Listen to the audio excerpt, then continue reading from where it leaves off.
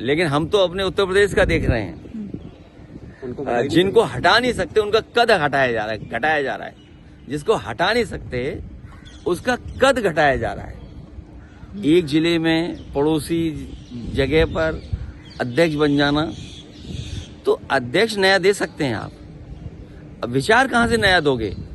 आप कम्युनल हैं, आप सेकुलर नहीं हैं, आप कैपिटलिस्ट हैं, आप सोशलिस्ट नहीं हैं। इन्हें याद करना चाहिए कि जब भारतीय जनता पार्टी का गठन हुआ था उस समय इन्होंने कहा कि हम सेकुलर रहेंगे और सोशलिस्ट रहेंगे।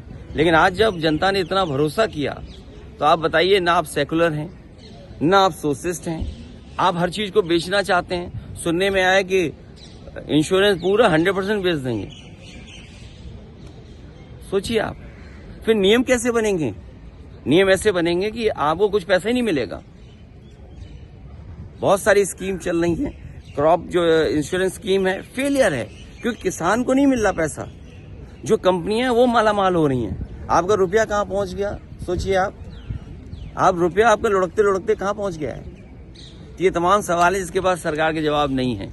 और जो यूपी में जो हाल है वो तो आपको बेहतर ही समझ होगा। कितना चिंता का विषय है कि एक ही नॉमिनेशन करने आया। ये तो बीजेपी के लिए चिंता की विषय है। कोई नॉमिनेशन करने नहीं आया, कोई बनना नहीं चाहता। इतनी बड़ी हार के बाद जहां 2 नंबर पे पहुंच गए।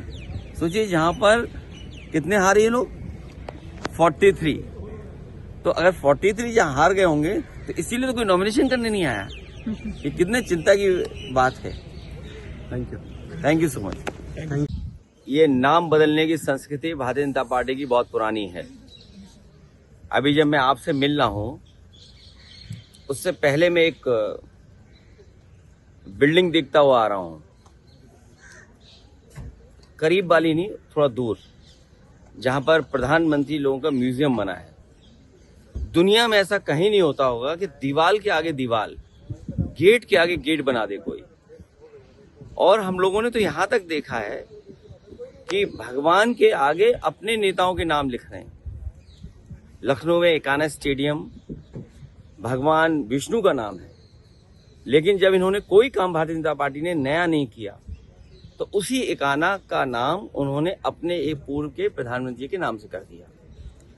और हमारे यहाँ तो मुख्यमंत्री ऐसे रहे हैं कि किसी को अपना नाम लिखवाना हो या नाम बदलवाना हो तो वो एकदम तैयार हैं उसके लिए।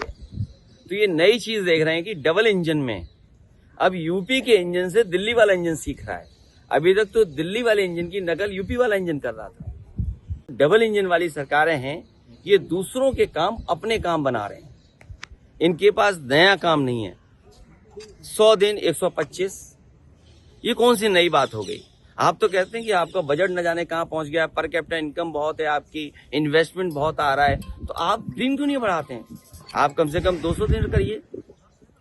खुशी तो तब होती जब आप 200 दिन से ऊपर ले जाते रोजगार और काम देते लोगों को, और फिर आप ऐसे नियम बना देते हैं कि आप उस योजना से बाहर नहीं जा सकते हैं। तो उसके नियम ऐसे हों, अगर नया नाम दे रहे हैं आप, दूसरे का काम अपना काम बना रहे हैं, तो आपको नियम भी ऐसे बदलने चाहिए जिससे सहूलियत हो, स्टेट गवर्नमेंट्स को थोड़ा आजादी हो उसमें बजट को इस्तेमाल करने में। नहीं, इतनी पाबंदियां लगा देंगे आप कि आप बजट ही नहीं खर्च कर पाएंगे। यूपी में जो हाल है वो तो आपको बेहतर ही समझ होगा। कितना चिंता का विषय है कि एक ही नॉमिनेशन करने आया। ये तो बीजेपी के लिए चिंता की विषय है। कोई नॉमिनेशन करने नहीं आया, कोई बनना नहीं चाहता। इतनी बड़ी हार के बाद जहां 2 नंबर पे पहुंच गए। सोचिए, जहां पर कितने हारे ये लोग? 43। तो अगर 43 जहां हार गए होंगे तो इसीलिए तो कोई नॉमिनेशन करने नहीं आया। ये कितने चिंता की बात है।